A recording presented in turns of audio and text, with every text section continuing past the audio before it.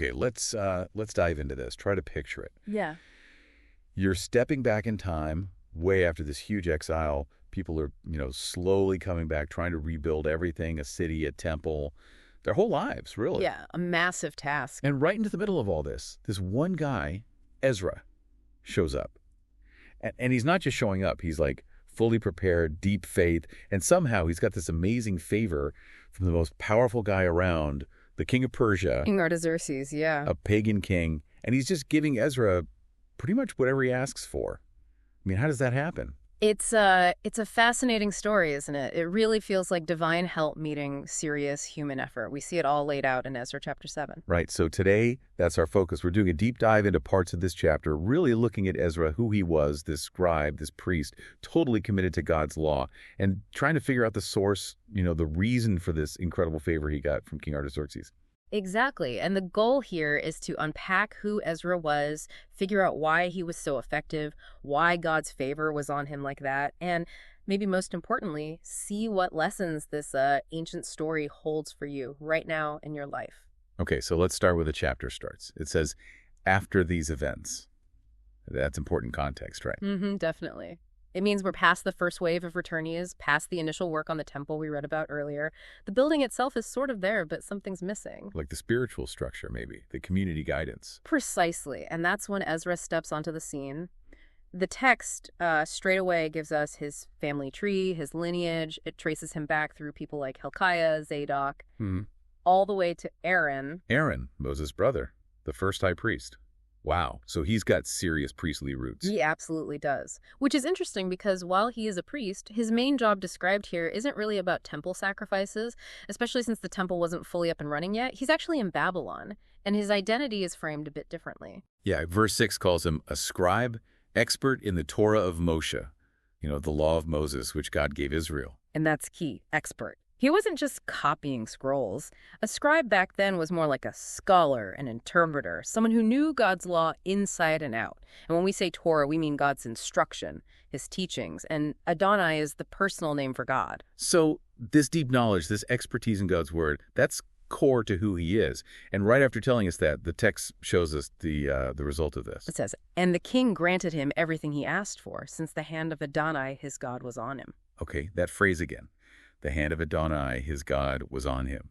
That's given as the reason for the king's generosity, God's favor.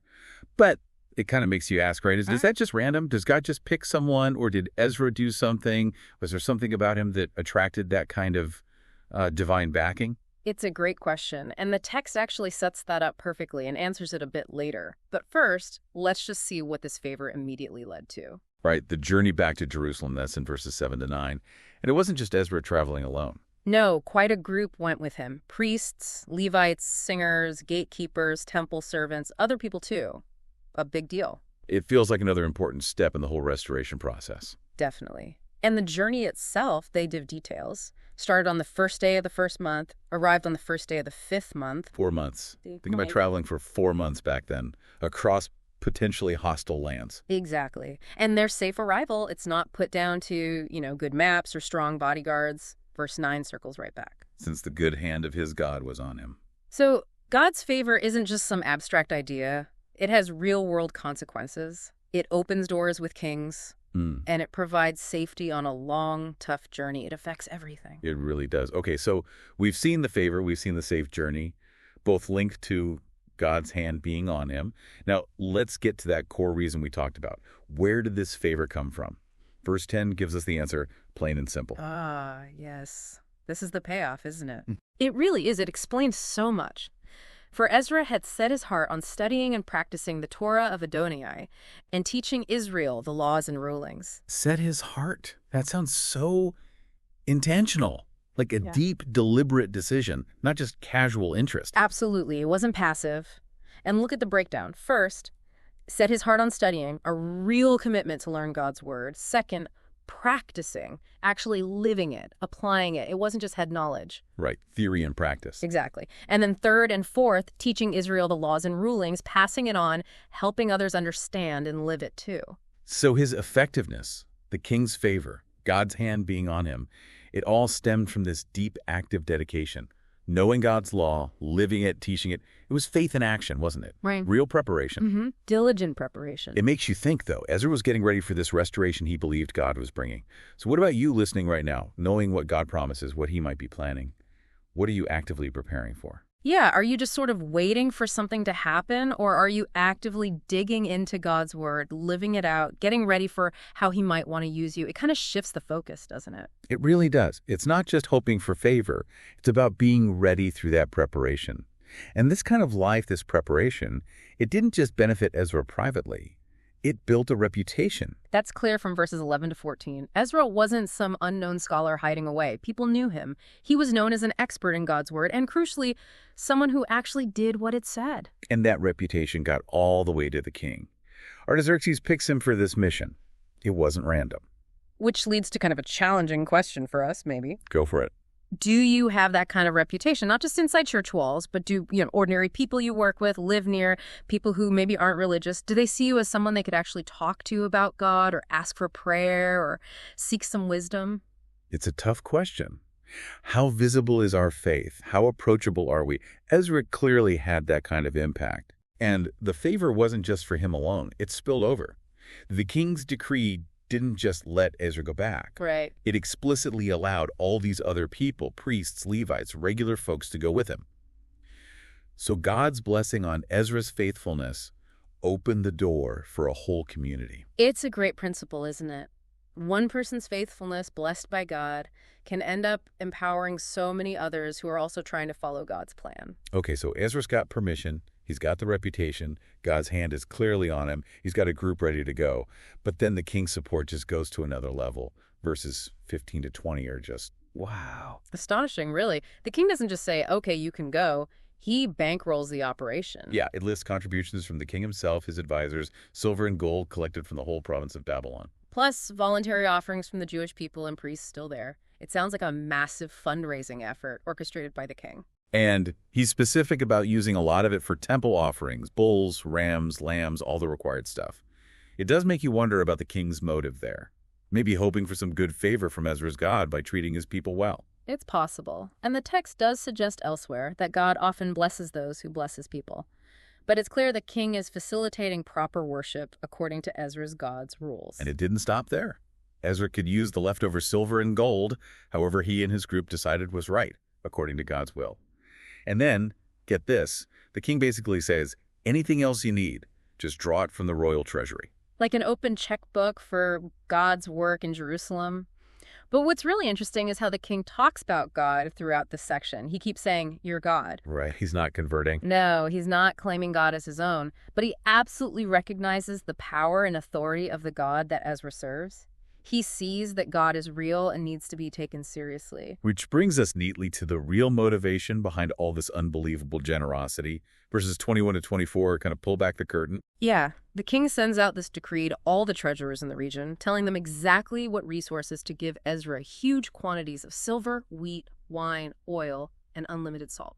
The scale is just immense. But then comes the reason why. Yeah. The king says it outright. Whatever is ordered by the God of heaven is to be performed exactly for the house of the God of heaven. For why should wrath come against the realm of the king and his sons? Boom. There it is. Fear. He was afraid of ticking off Ezra's God. Afraid of divine wrath, of judgment falling on his kingdom, on his family. He might not have worshipped God, but he respected and feared his power. It makes you think of Proverbs 9.10. The fear of the Lord is the beginning of wisdom. Here's this pagan king acting wisely, doing things that help God's people, precisely because he feared God's negative reaction. It's a really interesting point for us today, isn't it? In a lot of modern faith discussions, the idea of fearing God's wrath seems, well, maybe uncomfortable or downplayed. It can be. But here, understanding that potential for judgment seems crucial. Is that maybe a necessary part of grasping why we need God's grace, why we need Jesus? It's a challenging thought. The king's fear wasn't necessarily saving faith, maybe, but it was a healthy respect for divine power and accountability that led to good actions.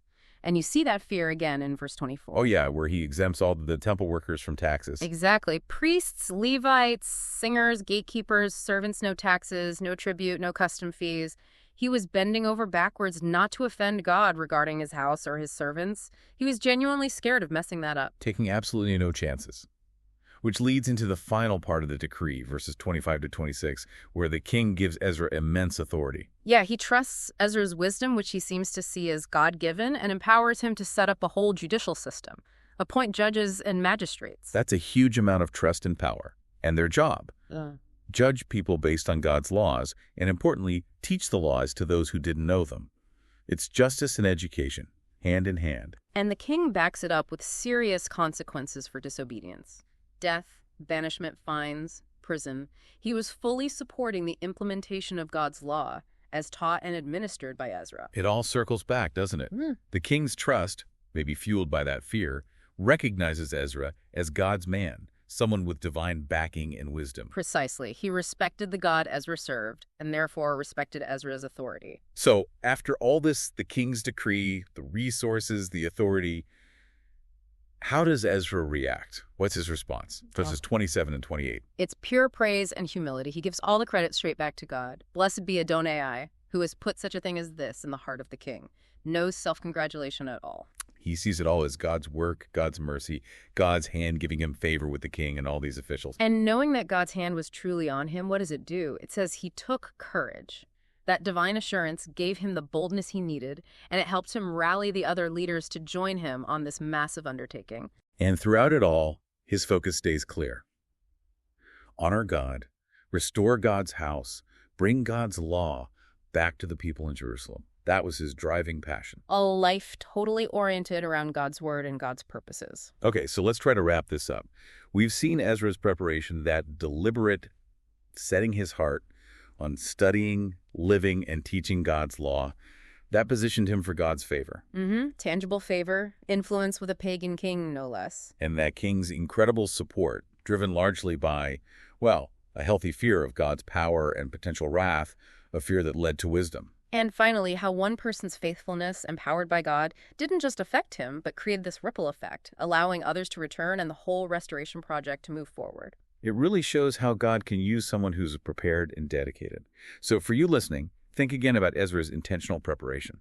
Set his heart on studying and practicing. What's one specific thing you could do this week, maybe, to go deeper in studying God's word?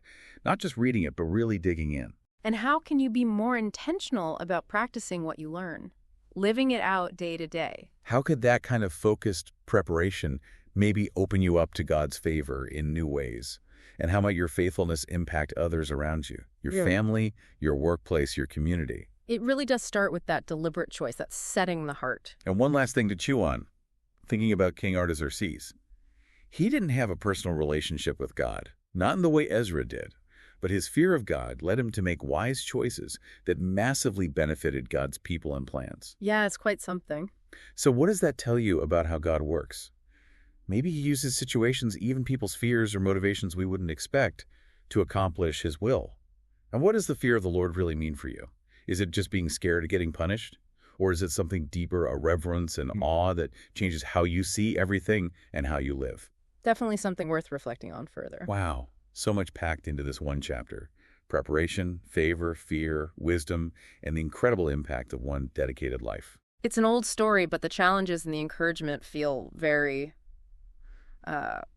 relevant for today. Absolutely. Keep digging into the Word for yourself, and we hope you'll join us again for more deep dives into these foundational stories.